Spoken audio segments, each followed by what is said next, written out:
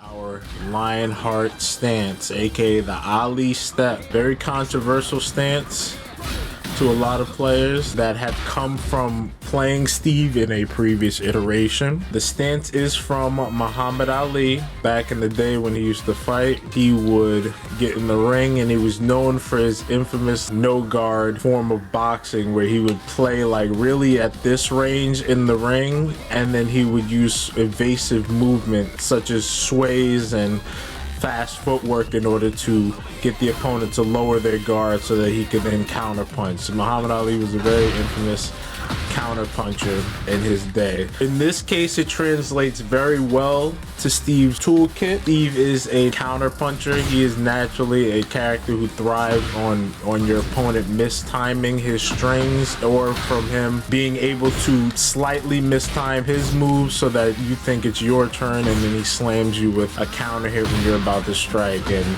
he gets full damage. This is how Steve was meant to be played. This is how the character was designed. So I do feel like Lionheart's stance, it's a decent stance. It has its issues, but we're gonna peel it back. A pro about Lionheart, it's evasive properties. I'll put the CPU on medium or something. Boom, like that. It has some evasive properties. We can evade sort of like wake up kicks. We can evade like last minute hits like that. We can get some counter hits in the way of forcing a whiff. We can force a lot of whiffs that we can then retaliate with a launcher that gives us sort of like a half combo. I think it's really good for that reason. Mainly want to play it at range 2, I'd say. So about this range here, so that we can get the sway back and not get hit. Ideally, we want the opponent coming to us when we do this stance. Like around this range when we're poking and playing for space and you're trying to, you know, have them come into a back one or, you know, or a 1-2-1 string. Really around here, you want to be able to go into Lionheart. We can go into Lionheart to sort of play at this neutral range here and use it as something we do here, so that you know, if the opponent does come in and press buttons, we can see what they do. We can see if they're the type that are going to try to push us with a jab offense, if they're going to throw something out. If it is, we can be just right out of range for them to come forward and uppercut, but also have the right to cancel by doing this, one of the safer options, which is to just ducking out of it. You know, we can do ducking in and come out of it and cancel that, so we can create sort of like a flow at this range. Or if they come in, we can just knock them out, or we can do something safe if they come in, just check them. We have some options, or if they just stay in there, we can turn punch them. We really want to keep that right to cancel is what's very important about this move, I feel like. So I'll put that in the pros. It has the ability to play very well in the neutral, so it sort of bled together there with the evasion point. The opportunity to just barely dodge attacks and then return fire with a backswing blow launcher. In heat, this stance will actually clinch grab. It's one of the new additions with the heat system.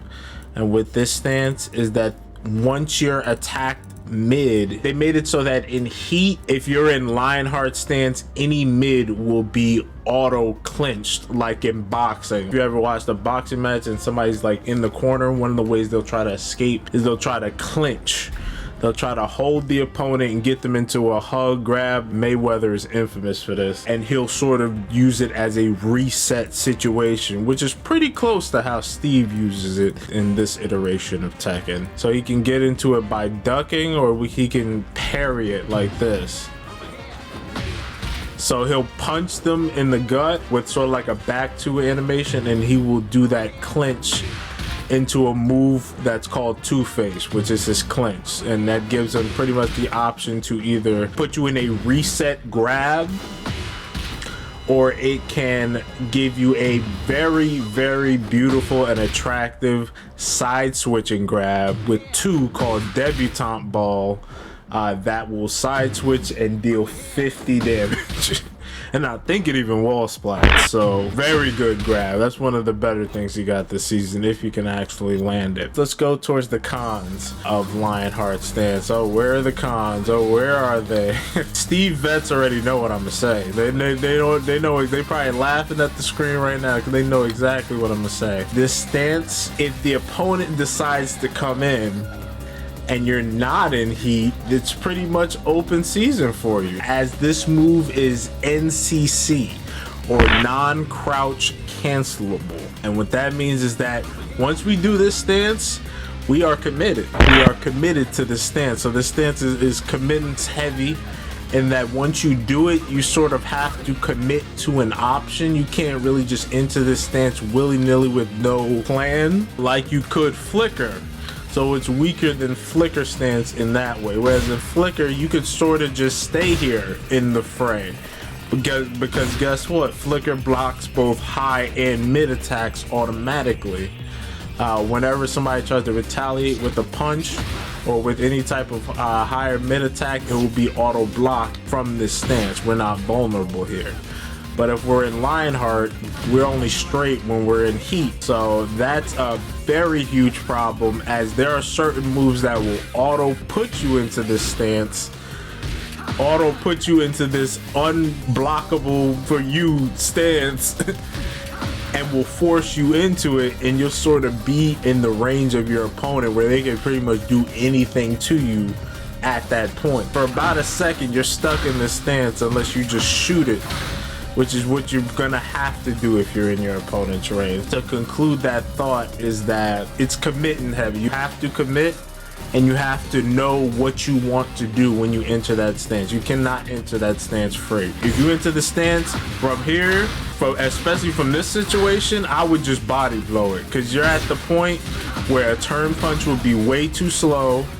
You're at a point where the dreadnought uppercut is too slow. It will not evade like you think it will. You're gonna get interrupted before that if they press any type of button, or if they're awake at all. And that only leaves the one option. So if you're in your opponent's face and you happen to be in Lionheart, like, oh snap, they blocked my foot stomp or something or other, and you're stuck in their face, the best option to just shoot would either be ducking in, or it would be just hitting one. Just go for the quick one. It's 14 frames. If you get caught out, and you better pray that it hit.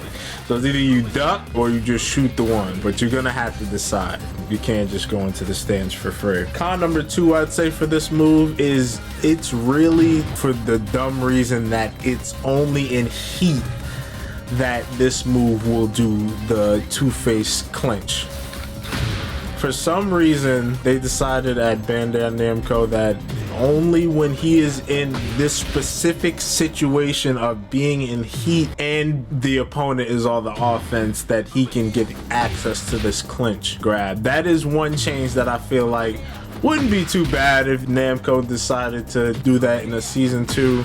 I just don't understand. I feel like, you know, it would be perfectly fine if Steve got to do that naturally. We have plenty of characters that have been introduced in Tekken that naturally have certain properties to their move. One coming to mind is Leroy. When he's in his crane stance with his leg up, all loads will be auto parried. That's how the stance is sort of designed. It's designed with that auto parry joint in mind. And it's also, once you get the clinch grab, they can also break it as well. So there's a chance, being in that specific situation, you can still not be rewarded for it. We'll see what happens with this move, but I feel like it's a good clinch, but just it's way too specific. Just needs to be on Lionheart by default, in my opinion. Another con is that this stance is really, really weak at range 1 if you decide to manually go into it. Rank 1, you will not be evading much of anything if you decide to up back 3. The step back is pretty substantial, but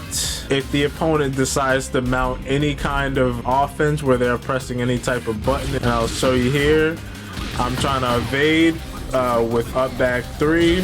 So he's in my face and I'm at range 1 right now. I can sort of evade. I can sort of get back for a little bit, but once I get to a certain point, I can't respond with any buttons. So He's in right here. I'm gonna try to step back and do one. I'm gonna reset.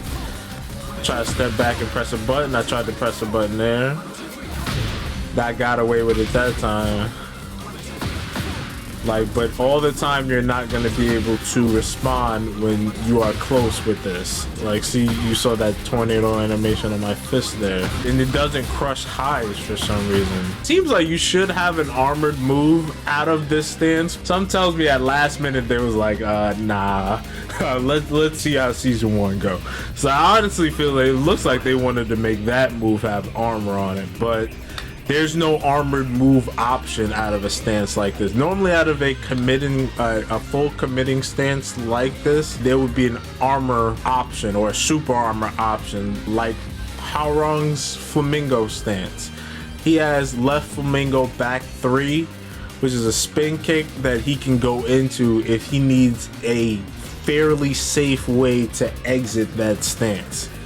Where I think he exits that stance in right stance, but he can exit that vulnerable stance with an option. There's an option for it, but with this, you gotta know what you're doing. So, and if it's at range 1, they can pretty much do anything. Your fastest option is 14 frames. 14 frames is the fastest option you have as far as counter hitting. The fastest non-attack would be some type of sway. So yeah, if you just didn't want to straight up attack after going into the stance and you were just sort of testing your opponent, you would just sway. Or you do some type of ducking left or ducking right. Avoid using this raw or manually at range 1, as you will be stuffed fairly often, like so.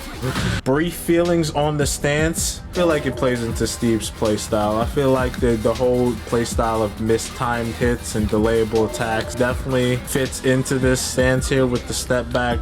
I feel like it's alright. I feel like it has a place at Steve's arsenal. It's not like they gave him the stance and it does not fit the character at all. It's pretty good in that regard. And I think we can all agree that the idea of the move is great. We all love Muhammad Ali. Do I feel like it should be crouch cancelable? Yeah, I do feel like be pretty OP. I know what the developers were thinking, right? Because I can play devil's advocate on this one, which is ironic speaking about this game, Tekken 8. I can see what the developers and the balance team, whatever team balances the games over at Bandai Namco, were thinking. They were thinking that with a full step back like this, it can get pretty lethal and it can be pretty cheap if you can just disengage your opponent like that. Remember Tekken 8, if anybody was keeping up with the development, they wanted, the way they were designing the game, they wanted to be a more offensive based game, which is why they went with this whole heat system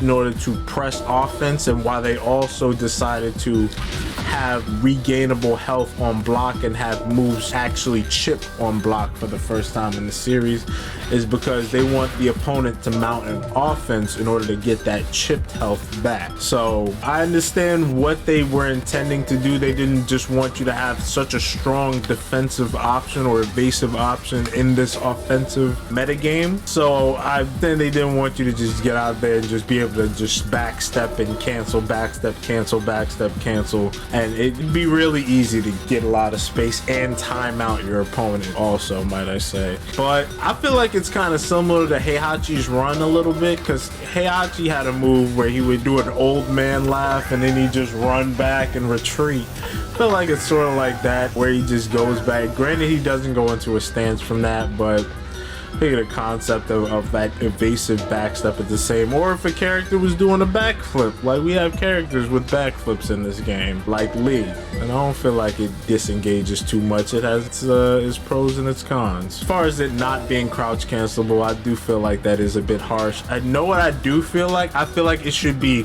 crouch cancelable, crouch cancelable quicker. I feel like maybe if you're not gonna just make it automatically crouch cancelable, but maybe wait till like his foot goes back into orthodox stance, like maybe just 2 steps and he can crouch instead of him doing like 6 steps and then being able to crouch. Like, see, he takes mad steps before he can crouch block, but I feel like maybe like 2 steps he should be able to do so We'll see how season 2 goes, but we got to work with what we got. So we're working around that particular con there, and it is workaroundable. I don't believe this stance is something we should fear at all. How do we get into Ollie's stance? One of them is the one you just saw right here, up back 2. Up back 2 is a tracking high that on hit creates an opportunity to get a guaranteed Ollie stance 1 on hit, as it creates a plus 14 situation. You notice that comboed, even though these are 2 individual hits. So it creates a perfect opportunity for a way to get into heat state by using a heat engager. Pretty good poke as well. You can poke from a pretty good distance. On block, it's plus 3. And it does put you in Ollie stance, which counts as more negative frames. But the good thing and the unique thing about up back 2 is that it is cancelable. This is one of the only instances where Ollie stance is cancelable. We can actually hold the back button and cancel us going into the stance like this. So if we just let it rock, he'll do the Ollie stance, but if we do it and then we hold back, he will stay in neutral stance. The move is very useful, as up back 2 can also be mixed, if you remember from my last episode, with up back 2-1, turning the move to Swindler that gives a very, very large reward on counter hit. Up back 2, first way to get into it. Second way to get into it is going to be back 1-2. Unfortunately, unlike up back 2, we cannot hold back and cancel in this way. So it's a string that does have a tracking move attached to it, but you cannot cancel Lionheart from it, meaning that on hit, it's plus 7 and pretty much all of your options are open to you. We got down back 3-2. The dirty boxing foot stomp will put us into Lionheart stance as well. Some may consider this a nerf, and it would be in a way, as this move in old iterations of Tekken, almost all of them would knock the opponent over and guarantee you a Albion down 2, Albion spin down 2. But now in this case, it leaves the opponent standing and puts you in this pretty vulnerable stance. So this move can be a con if they block, depending on the caliber of player. But this move is good if you actually hit it. It puts you in the stance at plus 7, which allows you to do a safe mid. Give you an example of that. So if we got this, we can continue up and we can continue our buttons. We sort of have to give up heat for that, but if it does hit, we get a follow-up, we can get some guaranteed damage, or we can press our offense further. When do you want to use foot stomp? It's going to mainly be when your opponent is at the wall. This move and rocket launcher were a part of Steve's wall 50-50. So at the wall, if your opponent is negative, you can press your offense with either a foot stomp, which would knock them over, or it would be this rocket launcher, which would wall splat them and give you a guaranteed wall combo and Oki or Okizeme, the ability to follow up on it and be at advantage. Foot stomp has always been unforgiving as far as if your opponent crouches or blocks it, even more so now. But at least now, if they're too slow to react, you can sort of counterpunch them, but it's still really bad being that vulnerable in your opponent's face. So you'll definitely be foot stomping in a match. You can throw it in after you guard break as well. I've guard broken them. I've done like a 2-2 follow-up, and then I'll just foot stomp right after. So something like this sequence right here, or something like that, where I'll get them in a situation, hit them, I'll step forward and then I'll do another one, or we'll be closer to the wall and I'll be in range of another foot stomp. It can be sort of tough to see since it's 16 frames, 16 frame startup, so it's pretty quick, nice for a quick mix-up. You can really confuse opponent with it the first or second time you hit it. Let's see, where are we at now? We're at while standing 2-2 is another way that Steve enters his new Lionheart stance. current final boss is saying that this move is one of the weaker ways to get into it. It is -6 on block, unlike, you know, back 1-2, which is +3 even on block. Foot stomp, we already established if you hit that when you're dead. Up back 2 is +3 on block. So the other options besides the foot stomp are all +3. This one is -6, and it puts you in a vulnerable stance with no invincible move out of it. So it's very risky. You're pretty much handing yourself to the opponent if one uses this in a match and they don't have a very specific game plan. Maybe if you expect a jab, you can sort of like set yourself up like this and sway, sort of like how but you would rather use this, but because it's way safer to go into 4-2-1 than, you know, while standing 2-2, or even like while standing 1-1. Like those are typically safer options, but you can go into this stance. It puts you in a vulnerable situation. It's our 12 frame while standing Punisher, so it can hit the opponent, and that way it can hit them if they use a low attack that is -12. You can hit them with 32 damage and go into stance. Because at range 1, it brings you so close to the opponent that at range 1 you would not be using the uppercut, and you would not be using the turn punch unless you have them seasoned already. In my opinion, it's sort of one of the weaker ones to just use in neutral. Even as a punish, it's pretty risky. Right weave 1-2. It's our next move. Our next way to get into Lionheart stance. This move is different from previous Tekken iterations. This move used to be a shoulder bump and a launch that was mid. It used to be a mid-mid string. Now it is a mid-high string that also goes into the tracking move, into that tracking hook, and it puts you into Lionheart stance as well. Because it's from this up back tracking move that is built in, the transition is actually +3 for us. It's pretty surprising, as the move was negative when it was a mid, which made sense, making this move a little bit more risky if you use it. So it's safer, but that's only if your opponent blocks high, as the opponent can always just crouch and launch you on the turn. So there's a risk with just using this and breaking this out. You don't really want to break this out in neutral unless you know your opponent doesn't know about it or you're testing their reactions. Left weave 1-2. That's mainly the extender we've been using for our combo. So we go left weave 1-2. It puts us in the stance, and then we hit them with the 2. So that's what we've been using for the combos here. So left weave 1-2, Ali stance, and then 2. It's going to be your typical combo ender in this game. Right weave is able to do it too, but left weave keeps them in the combo better. Right weave is the more evasive of the two ducking directions of left and right. Right weave is more evasive. You would more likely be going into right weave to do some type of shoulder bump. You can delay the hit and have the opponent walk into it and get smacked, and I believe it will counter it. So that's a strat. Unfortunately, it doesn't launch. So we can also cancel this hook into Swindler as well. So that's a useful way to use it. So you can bump and then cancel the blow, and then potentially go for a counter hit in a manner like this, and that would grant you a full combo. So that's a pretty interesting way to do it. And I assume it'd be the same way with the left weave version. We can cancel all these hooks in means of getting a mid launcher with them. That's pretty good. So that brings us into 4-2-2.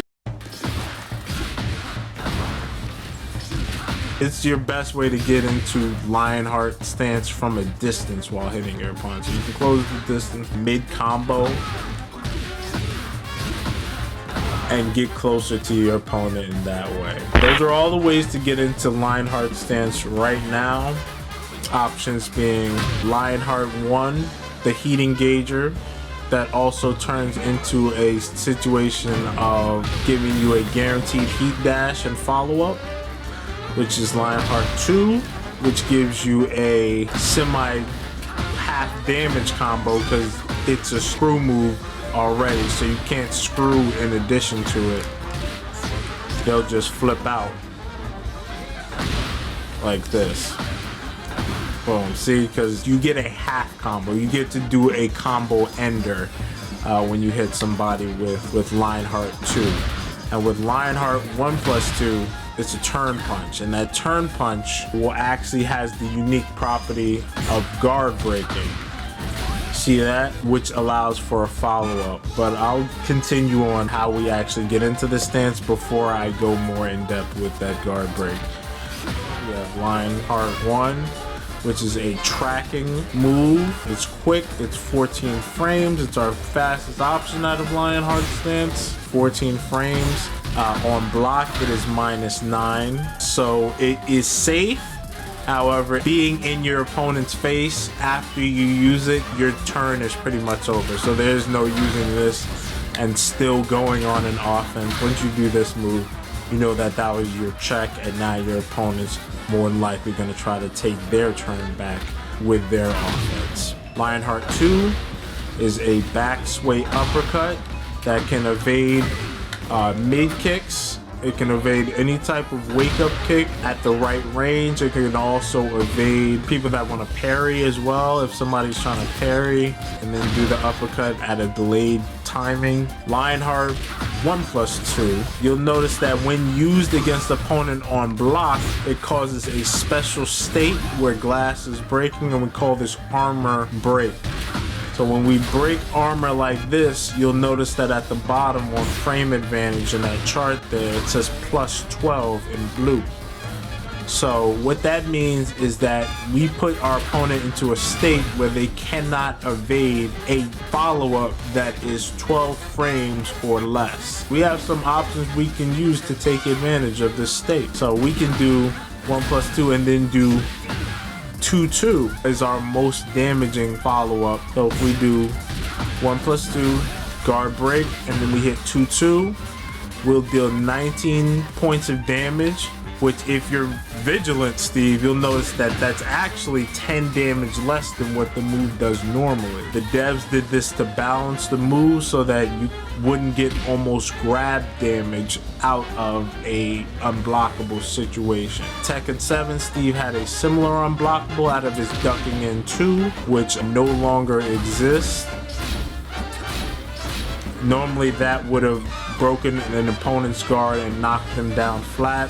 That has been nerfed, and it's been replaced in spirit with this turn punch. So 2-2 is going to be the most damage you're going to get out of this situation. However, what I personally feel like Steve should be aspiring to do, if you're a beginner, I'm going to address the beginners first, and then I'm going to work towards what you should be working towards. Easy mode would be doing this and just doing 1-1-2, getting 17 damage and the ability to do ducking in and continue pressure. So if you just wanted to turn your brain off and do the easiest option, it would be 1-1-2, some type of ducking pressure. Then the most damage option, if you just wanted to hurt your opponent the most, it would be the 2-2 option. Breaking the guard right after the guard is broken and going for 2-2, going for that guaranteed damage. In this case, when we break guard, we do always want to go for guaranteed damage. You can go for, I've been known to go online and do some sort of mix-ups out of this guard break state, but most of the time it'd be ideal to just go for the damage, honestly. So once you master 2-2 and 1-1-2 after the guard break, you want to aspire to really go for timing it and doing 2-1 into flicker or 2-1 into peekaboo. Reason being that if you've been looking at the frame advantage at the bottom, if we do 2-1 into peekaboo, we go into +13. We go into peekaboo at +13, which we can defend as. We can't move back while we're in peekaboo. We can only move forward, but I'll go more in depth into that on the peekaboo stance exclusive video that we're gonna do. But going into this stance at +13 is very powerful, allows access to a variety of offensive moves that will bug and annoy your opponent while you're in their face and cause a lot of counter hitting if used correctly. We can do 2-1 into flicker if we want to be safe, or we think the opponent is about to get angry and retaliate. So we can do a situation like this where we turn punch, we get it, We do 2-1, and then we're in it, and then the opponent doesn't move, and then we do our flicker back 2. I've also had a little bit of a trick. If anybody's ever played me online, I'm giving y'all my jewels and my secrets with this one. If you guard break and do 2-1, you can get a grab out of flicker at plus frame. So what you saw was, you notice I did a punch combo and then I grab. You may say, oh, but what if an opponent just hits you after you do that? You know, you're going for a whole grab.